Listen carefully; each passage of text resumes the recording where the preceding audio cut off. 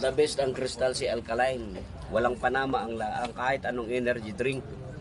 24 hours driving. Walang pahinga, walang tulugan. Wow. Parang laging bagong gising ang pakiramdam. Hindi mo maranasan na ikaw ay antukin. Lagi ako meron sa sasakyan. Pag makaramdam ng kunting pagod, mag-take lang ng Crystal Sea Alkaline. Diretsong biyahe naman.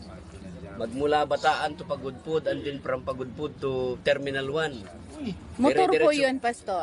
Four wheels. Dire-diretsong biyahe kasi meron akong kailangang ihatid sa airport. Opo. That time. So, ang Bataan to Pagudpud ay mahigit 11 hours. Opo. So, diretso yan.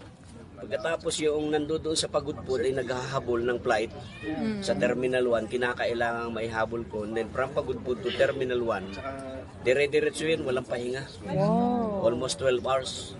11 hours, diretsong Pagudpud, then from Pagudpud, 12 hours to Terminal 1. Tuloy-tuloy sa tulong ng Crystal Sea Alkaline. Walang panama ang kahit anong energy drink.